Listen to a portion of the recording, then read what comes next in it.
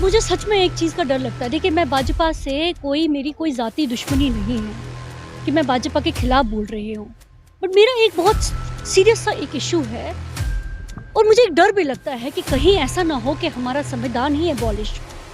अभी हमारे honourable chief justice of honourable supreme court ने कहा, we can't let democracy die like this. Now you have to understand कि जो वो ऑफिसर इंचार्ज था जो कि ये घोटाला कर रहा था बैलेट पेपर के साथ, सो किसकी इंस्ट्रक्शन पे कर रहा था, किसको फेवर देने के लिए कर रहा था। तो संविधान सिर्फ एक इंसान का तो नहीं है ना। संविधान एक हिंदू का नहीं है, मुसलमान का नहीं है, सिख का नहीं है, ईसाई का नहीं है। It is secular in nature. तो फायदा होता होगा उनको। तो दंगा क्यों, अगर फायदों से दंगा नहीं होता है तो दंगा कराया क्यों जाता है। देखिए, कश्मीरी पंडित एक वो कौम है जो अपने महलों से उठकर टेंटू में रही है। कश्मीरी पंडित वो लोग हैं जिन्होंने एक नहीं 10 अत्याचार सहे होंगे। और जरा आप हिस्ट्री में जाएंगे मेरे भाई, तो आप देखेंगे कि उस समय सरकार में कौन बना था। कश्मीरी अगर 370 इतनी सफाई से साफ हो चुका है, सफाई साफ किया गया, तो कश्मीरी पंडितों का पलायन क्यों नहीं रोका गया।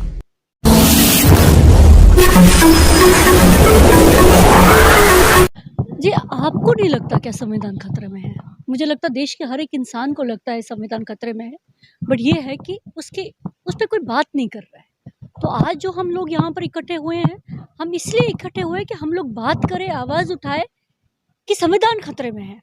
देखिए, आपको खुद विजुअलाइज करना है, आपको खुद अंडरस्टैंड करना है। मुझे लगता है देश के हर एक इंसान को खुद से अंडरस्टैंड करना है कि संविधान खतरे में है।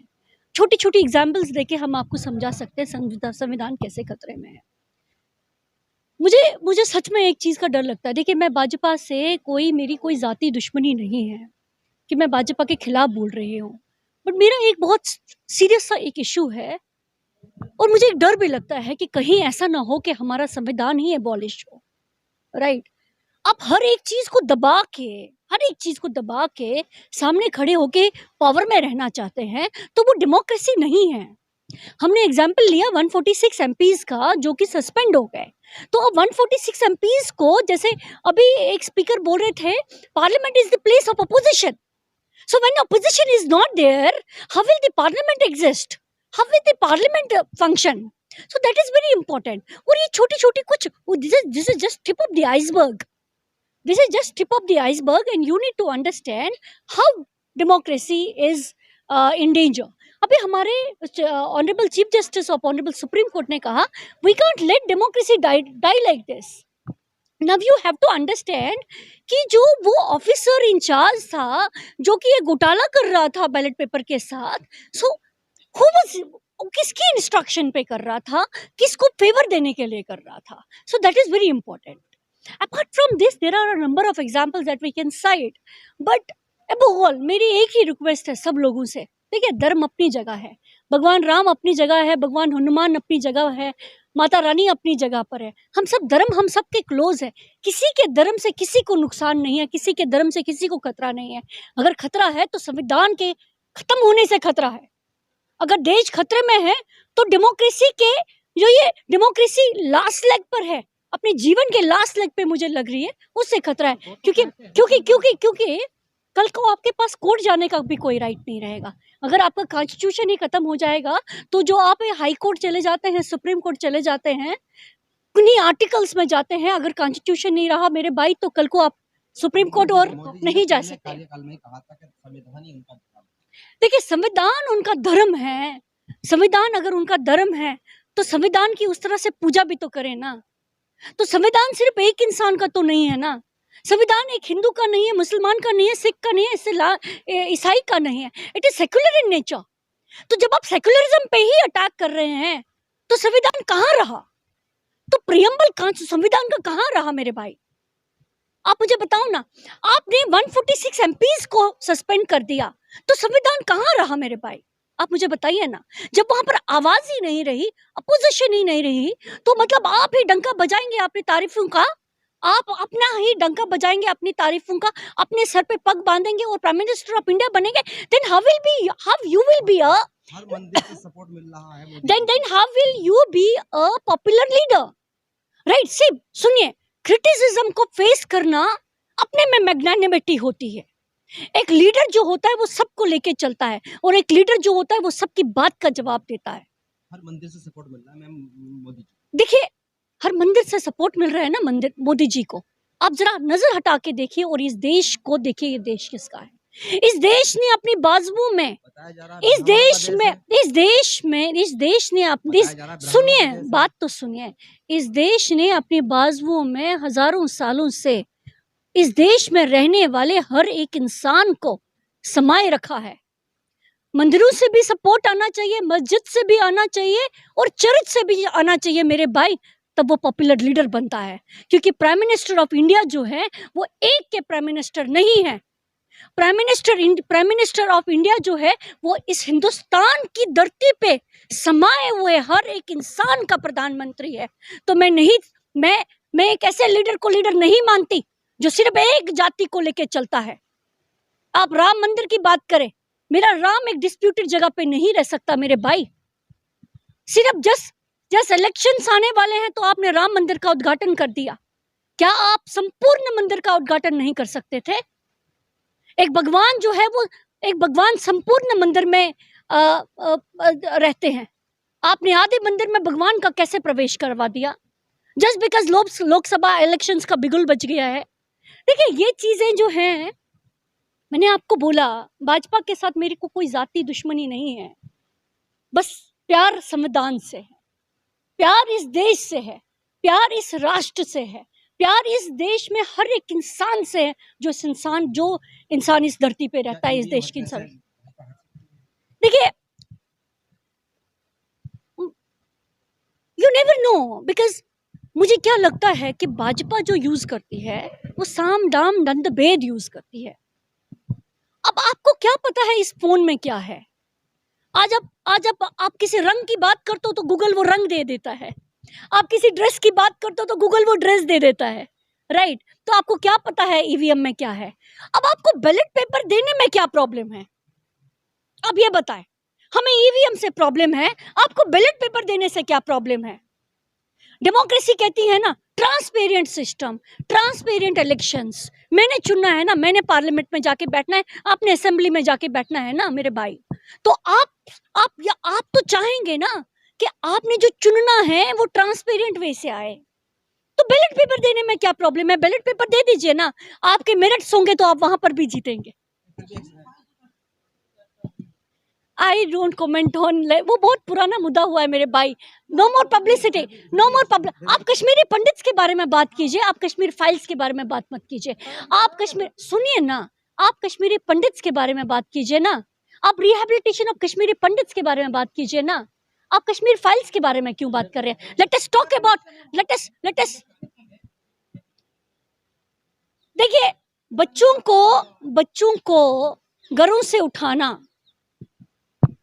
सड़कों पे खामोशी लाना शांति नहीं होती, सप्रेशन होता है, right? So it is very premature to comment कि कश्मीर को जीत लिया हुआ है।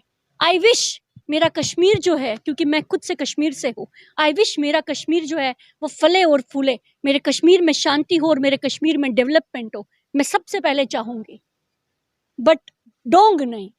मौजूदा हालात हैं, क्या इसमें विपक्ष भी जिम्मेदार है? देखिए, मैं इस समय अपॉलिटिकल होके एक बात करूं तो मुझे लगता है कहीं विपक्ष भी जिम्मेदार है, क्योंकि आप किसी को जब आप मैदान देते हैं खेलने के लिए तो वो दबा सट खेलता है, वो खुलेआम खेलता है। तो आप ऐसे बन जाए ना, वो फील्डिंग टाइट कर लीजिए, छक्के और चौके पड़ना बंद हो जाएंगे। फील्डिंग टाइट करनी है ना। जिस तरह से बीजेपी विरोध कर हर चौक चौराहे पे विरोध किया करती थी, प्रदर्शन किया करती थी, आप लोग प्रदर्शन भी नहीं कर पाते। देखिए, मैं क्या करूंगी, I am an activist, I am not a political person. अब ये प्रश्न जो है आप अपोजिशन को पूछिए कि क्या है, क्या हम बात तो करते हैं बट उसको ऑन ग्राउंड ले नहीं पाते? क्या है कि भाजपा हर पॉइंट पे जीत जाती है? कश्मीरी पंडित है मैम, जी, मैं हम लोग कश्मीरी सुन पंडित। रहे हैं, देख रहे हैं मैं कश्मीरी क्या पंडित मतलब हूँ। यानी कि भाजपा का एक एजेंडा है कि मुसलमानों पे हमला करो और जीत हासिल करो? हल्द्वानी घटना भी हुई है। देखिए, भाजपा का एक एजेंडा मुझे तो लगता है कि धर्म पे कार्ड्स खेलो और जीत में रहो। मजा तब आए जब आप सबको लेके चलो और सबको लेके जीतो। अब आपके ईवीएम में क्या है भाई, वो मैं नहीं बता सकती, मैं साइंटिस्ट नहीं हूं, बट कुछ तो है। कहते हैं ना, बात निकलेगी तो दूर तलक जाएगी। दंगों से भी फायदा होता है। वो फायदा होता होगा उनको, फायदा होता होगा उनको। तो दंगा क्यों, अगर फायदों से दंगा नहीं होता है तो दंगा कराया क्यों जाता है? अब सबको लेके चले ना साथ में। मैं कश्मीरी पंडितों ने दंगा देखा है, दंगे के लिए कश्मीरी पंडित ही क्यों विरोध नहीं करते? देखिए, कश्मीरी पंडित एक वो कौम है जो अपने महलों से उठकर टेंटू में रही है। कश्मीरी पंडित वो लोग हैं जिन्होंने एक नहीं 10 अत्याचार सहे होंगे। और जरा आप हिस्ट्री में जाएंगे मेरे भाई, तो आप देखेंगे कि उस समय सरकार में कौन बना था। उस समय कांग्रेस नहीं थी जब कश्मीरी पंडितों का पलायन हुआ।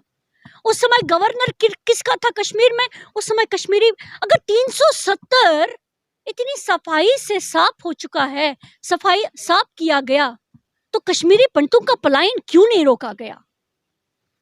क्योंकि उस समय जनता दल सपोर्टेड भाजपा सपोर्टेड जनता दल ही थी। जब आप पलायन की बात करेंगे तो उस समय जगमोहन ही थे। उस समय ना कांग्रेस थी, ना एनसी थी, ना आपके पीडीपी थी, और ना ही आपके कोई और रीजनल पार्टी थी। लेकिन अभी तक चुनाव नहीं हुए 2024 के, और बीजेपी कह रही है तीसरे कार्यकाल की हमने योजनाएं तैयार कर दी। बड़ा धमाका हो। देखिए, धमाका क्या ही धमाका करेंगे, इससे बढ़कर क्या ही धमाका करेंगे। 22 को 22 से लड़वा दिया। आज की डेट में मैं आपको सच में बता रही हूँ, ऑफ द रिकॉर्ड सेइंग, आप किसी के साथ 2 मिनट चाय के कप पे भी नहीं बैठ सकते, क्योंकि यू नेवर नो उसका पॉलिटिकल आइडियोलॉजी क्या है और मेरा पॉलिटिकल आइडियोलॉजी क्या है। आज की डेट में पॉलिटिकल आइडियोलॉजी नहीं रही है, जहर भर चुका है। और वो जहर अगर भरा है तो वो जहर भाजपा ने भरा है।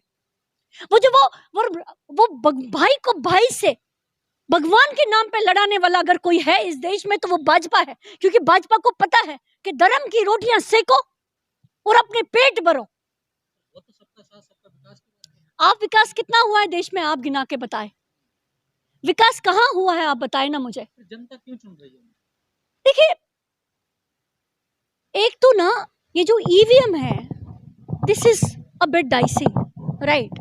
और देश को जो है वो लोगों के साथ खोखले वादे हैं। बेसिकली देश की भारत की जनता बहुत इनोसेंट है, लोग समझते नहीं।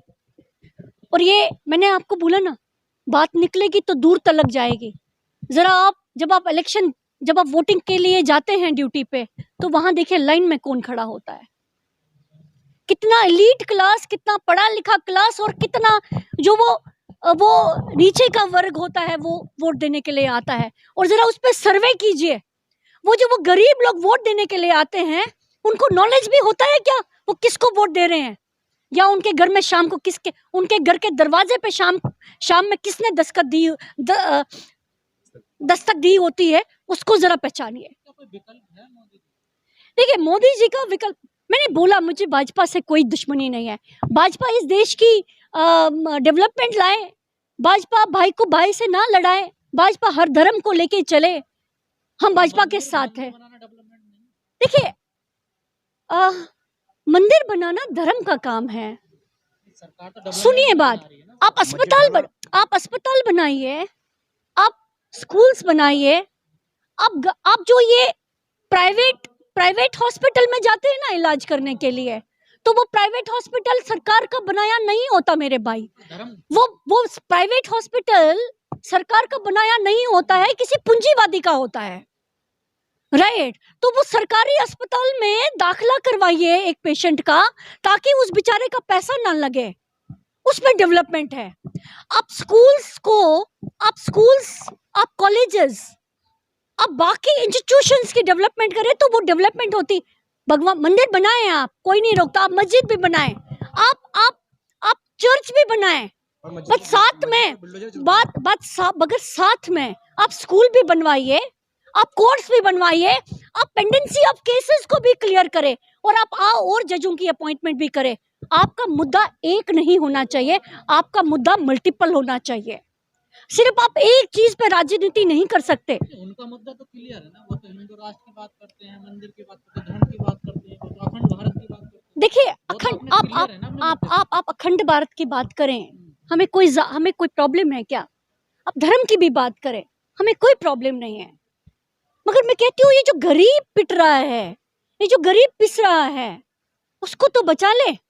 वो जो वो पूंजीवादी इतना अमीर हो रहा है और गरीब गरीब हो रहा है, जिसका वोट आप खरीदते हैं, यही तो धर्म की जिसका वोट आप खरीदते हैं, उसको भी थोड़ा सा बेचारे को लिफ्ट करवाए, तो फिर आपकी फिर डेवलपमेंट गिनी जाएगी ना। जब विपक्ष के नेताओं ने सरेंडर कर दिया तो कुछ बचा थोड़ा, ये अब जनता भी क्या करे ना।